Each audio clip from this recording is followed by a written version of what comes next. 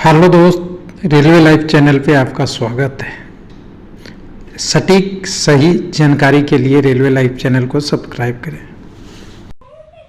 यहाँ पे 3 अपडेट के बारे में बात करेंगे। रेलवे भर्ती परीक्षा 2024 पे असर पड़ेगा क्या, लेवल 1 का नोटिफिकेशन कब तक आएगा। तो देखिए 20 तारीख का इलेक्शन होना था, महाराष्ट्र और आपका झारखंड का दोनों का कंप्लीट हो चुका है। शायद अब आपके पास आ जाए, लेकिन उससे पहले रोज़गार समाचार में आएगा। अभी तक रोज़गार समाचार में नहीं आया है, तो आज है बृहस्पतिवार, फ्राइडे को रोज़गार समाचार का पहला न्यूज आता है आगे आने वाला। अगर इसमें नहीं आता है तो अगले में आने वाला है, क्योंकि नोटिफिकेशन से पहले रोज़गार समाचार में शॉर्ट नोटिस आएगा। उसके बाद 1 या 2 या जितना दिन में आरआरबी डिसाइड करेगा, आपका नोटिफिकेशन अब आ जाएगा। तब लोगों का सवाल है कि अगर न्यू भर्ती आ ही जाएगा तो ओल्ड वाला का रिप्लेसमेंट या प्रोविजनल डीबी बंद हो जाएगा क्या। तो ऐसा कुछ नहीं है, एग्जाम्पल दे के बताएंगे। साथ में आरआरसी प्रयागराज का नवा रिप्लेसमेंट कह सकते हैं, डीबी या provisional DB. RRC WR Mumbai का आपका प्रोविजनल पैनल जारी और एक अनफिट का लिस्ट भी जारी है। ये अपडेट है इस वीडियो का सार। तो लेवल 1 वाले थोड़ा सा अब इंतज़ार कर लिए, तो थोड़ा सा और इंतज़ार कर लीजिए। अब आपके नवंबर तो लास्ट ही हो गया, लग रहा था जल्दी आएगा, लेकिन नवंबर लास्ट ही हो गया। तो दिसंबर तक लिखा है, तो आरआरबी के मन पूरा ही हो जाएगा। दिसंबर तो आ ही गया है, नोटिफिकेशन आते आते और अप्लाई करते करते पूरा दिसंबर तो निकल ही जाएगा। अब प्रयागराज की वेबसाइट पे चलेंगे। पहले प्रयागराज के वेबसाइट पे चलते हैं, 1 मिनट। आरआरसी प्रयागराज के वेबसाइट चले, डब्ल्यूआर वाला देख लीजिए, फिर प्रयागराज पे चलेंगे। मुंबई वाले में 2 लिस्ट आपके पास अपडेट हुआ है। एक 18 तारीख को 2-3 दिन पहले हुआ था, जो प्रोविजनल पैनल पार्ट 11 और रिप्लेसमेंट, और दोनों का था नोटिस 36 में। नोटिस 36 में मेडिकल अनफिट या उनसे रिलेटेड री मेडिकल के लिए कैंडिडेट का है। दोनों नोटिस देख लीजिएगा। तो इसमें प्रोविजनल के दिया है 110 118 लोगों का पैनल लिस्ट है। वो अगर हम देख पाएँ तो हम यहीं से देख लेते हैं, शायद हमें दिख जाएगा। ये वाला लिस्ट होनी चाहिए डब्ल्यूआर की।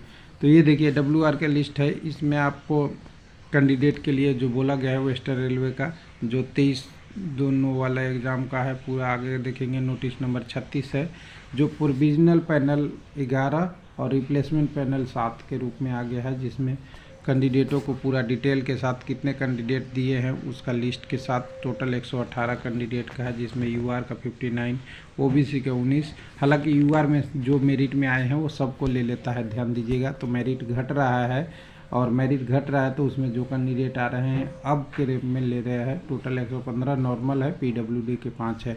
नीचे में लिस्ट अटैच है। इसके बाद भी अगला डीबी आ सकता है, क्योंकि अभी जितना डीबी हुआ था उतना पैनल नहीं जारी हुआ है, ये मेरा कहना है। दूसरा अपडेट यहाँ देखिए, मेडिकल अनफिट से रिलेटेड नोटिस नंबर 37 है, इसको देख लीजिएगा। अपील करने के लिए बोला गया है। कैंडिडेट जो लोग इसमें शामिल है वो दोबारा से री मेडिकल के लिए अपना अपील के लिए फिट कर सकते हैं, अपना आगे का प्रोसेस भेज सकते हैं, जिसमें डिटेल के साथ ये पूरा डिटेल 1000 का डीडी है। कई लोग बार बार पूछते हैं डीडी कैसे बनाए। तो डीडी देखिए 3 ही चीज़ डीडी में होती है। एक, किसके नाम से बनाना है, कहाँ पे पेएबल होना है, और कितने अमाउंट का बनना है। तो अमाउंट तो सबको पता रहता है, 1000 का लिखा हुआ है।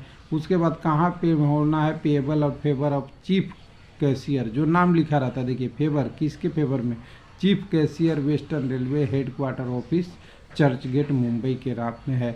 अब पेएबल कहाँ होगा, देखिए ये तो हो गया किसके नाम से बनेगा, और पेएबल क्या है, ड्राफ्ट में पेएबल लिखा जाएगा चर्च गेट मुंबई, या मुंबई केवल लिख दीजिएगा, कोई दिक्कत नहीं है, आपका डीडी पूरा हो जाएगा। कई लोग पूछते हैं बार बार, हालांकि ये बहुत बड़ा इशू नहीं है आज की डेट में, डीडी सबको बनाने आता है। इसके बाद नीचे लिस्ट होना चाहिए, कितने डिटेल है। तो लिस्ट में देखिए 6 लोगों का नाम है इसमें। तो चलिए डब्ल्यूआर ख़त्म करके चलते हैं एनसीआर वाला में। तो एनसीआर में आप जाएंगे, 1 मिनट मैं वेबसाइट पहले खोल लूँ। तो एनसीआर का हमारे पास वेबसाइट ऑफिशियल ये आ जाएगा, जो प्रयागराज का है। तो यहाँ पे हाईलाइट न्यूज के नीचे आएंगे तो 9th डॉक्यूमेंट वेरिफिकेशन आ गया है, और 9th डॉक्यूमेंट वेरिफिकेशन और मेडिकल एग्जामिनेशन में 2 चीज़ है। एक तो कैंडिडेट का डाउनलोड नोटिस है, और एक कैंडिडेट का लिस्ट है। दोनों चीज़ को देख लेंगे। तो पहले नोटिस हमारे पास अभी हमने ओपन कर रखा है, वो आपको पहले दिखा दिया जाए। तो नोटिस में आप देखेंगे तो नोटिस में आपको यहाँ पे साफ साफ दिखेगा कि कैंडिडेटों को तो कॉल कम किया है, लेकिन कटअप भी दे दिया है कि कितने कटअप आ गया है। तो अभी तक देखिएगा नोटिस में 34 कैंडिडेटों को बुलाया गया है इस नोटिस के हिसाब से। 1 मिनट कहाँ गया जी, ऊपर में होगा, 34 कैंडिडेट 34 अभ्यर्थियों को बुलाया गया है, जिसके डॉक्यूमेंट वेरिफिकेशन 27-28 को है। अभी आज है तारीख आपका 21, और जिसमें का कट ऑफ भी एक लाइन में देखिए, कट ऑफ भी ऐसा दिया है कि आपको ढूंढना पड़ेगा, जिसमें कट ऑफ यूआर के लिए 66.50 है, ओबीसी के लिए 64.33 है, एसटी के लिए 57.24 है, एसी के लिए 45.12 है, ईडब्ल्यूएस के लिए 57.33 है। तो इससे ऊपर या इसके नंबर के बराबर है तो आपका हो सकता है, बशर्ते नंबर के बराबर रहने पर अगर एक से ज़्यादा कैंडिडेट है तो जिसका ज़्यादा एज होगा, मैक्सिमम एज होगा, उसको लिया जाता है, ये रूल है। तो चलिए, ये तो लिस्ट हो गया। इसके बाद इनमें लिस्ट भी 34 लोगों को दिया है, वो भी आप देख सकते हैं यहाँ पे। Click here download for list, यहाँ से अगर करेंगे तो आपके पास लिस्ट आ जाएगा। ये लिस्ट में आप देखेंगे तो उन कैंडिडेटों का नाम है जिनके लिए 34 लोगों को डॉक्यूमेंट वेरिफिकेशन के लिए बुलाया गया है। तो ये लिस्ट मैं ओपन कर लेता हूँ। ओपन करने के बाद आप यहाँ पे देख पाएंगे, एक मिनट, ये 34 का लिस्ट है और ये लिस्ट पीडीएफ के रूप में बनाया हुआ है। और इसमें देखेंगे, अगर कैंडिडेट को देखना चाह रहे हैं, कोई कैंडिडेट देखना चाह रहे हैं कि यूआर को बोला है तो यूआर कितने लोग हैं, तो यूआर में देखेंगे तो एक ही कैंडिडेट का यहाँ पे लिस्ट में नाम हमें दिख रहा है। एसी में देखेंगे तो यहाँ से 4 और 2 6 लोग एसी में दिख रहे हैं, यहाँ से 6 लोग हैं। एसटी में देखेंगे तो यहाँ 2 लोग हैं। बाकी जो कैंडिडेट हैं ओबीसी का 4 4 8 4 12 1 मतलब 4 3 12 1 13 13 और 4 17 17 1 18 लोग ओबीसी में हैं। और ईडब्ल्यूएस में देखेंगे तो 4 3 7 लोग ईडब्ल्यूएस में है। ये लिस्ट का मेरा डिटेल है और इतना जल्दी है फास्ट शायद कोई नहीं बता पाएगा आपको। अब अगला सवाल उठता था कि अगर नया भर्ती आ गया, जो हमने बिंदु में बात किया था, तो फिर क्या होगा कैंडिडेट का। तो देखिए, एनटीपीसी की भर्ती भी आ गई है, एलपी की भी 18-19 की भर्ती आ गई, फिर सब कुछ हो गया। और यहाँ से देखेंगे तो देखिए, रांची में मैं अभी देख रहा हूँ, बाकी सब आरआरबी में ऐसे ही दिखेगा। 14-11 का 3rd DB और 4th DB आपको आ रहा है, लेवल 3 लेवल 2 एनटीपीसी एग्ज़ाम का, नॉन टेक्निकल पॉपुलर कैटेगरी का। तो कुछ लोग कहते हैं कि ऐसा नहीं होगा कि लेवल 1 की भर्ती आ जाएगी और डीबी चलते रहेगी, ऐसा कुछ नहीं। रूल हार्ड एंड फास्ट नहीं है। रूल 2 ही चीज़ पे रेलवे का चलता है, कितना भर्ती खाली था जब बुलाया गया था, वो पूरा हो गया है या नहीं हुआ है। दूसरा, अगर पूरा नहीं हुआ है तो उसकी अप्रूवल मिल जाए। अगर अप्रूवल मिलता है तो नया नोटिफिकेशन हो, पुराना नोटिफिकेशन हो, डीबी आ सकती है।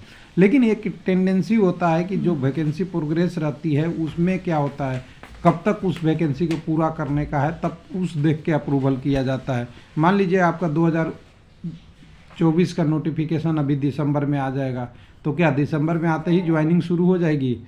अरे पहले फॉर्म भरा जाएगा, फिर आपकी एप्लीकेशन स्टेटस आएगी, फिर आपकी जांच होगी, फिर आपके एक सीबीटी एग्ज़ाम होगा, फिर पीटी होगा, फिर उसके बाद डॉक्यूमेंट वेरिफिकेशन मेडिकल होगा। तो ये सब प्रोसेस करने में 12 मंथ लगेगा। तो 12 मंथ या जितनी टाइम लगेगी उससे ज़्यादा भी लग सकता है। जितनी टाइम लगेगी उतनी टाइम तक अगर आरआरबी चाह सकता है तो आराम से रिप्लेसमेंट डीबी और प्रोविजनल डीबी आते रहेगा। ऐसा कोई हार्ड एंड फास्ट रूल नहीं है। हाँ, लेकिन अब चक्कर है कि वैकेंसी काउंट, अगर आरआरसी वैकेंसी देते वक्त पहले वाले वैकेंसी में भी काउंट कर लिया और नए में काउंट कर लिया, तब तो दिक्कत है, अप्रूवल नहीं लेगा। लेकिन अगर पहले काउंट कर रखा है, नए वाले में नहीं लिया, तो आपका डीबी आते रहेगा। और इस तरह से अभी बहुत डीबी मिलेगा, लेकिन संख्या कम हो जाती है। अब वैकेंसी के 2019 के आज 5 साल होने जा रहे हैं, तो क्या लगता है आपको? सारा वैकेंसी खाली ही है, कुछ भर भी गया है, कुछ अलग अलग कंडीशन है, वही सारी चीज़ें प्रोसेस होती रहती है। थैंक यू, धन्यवाद।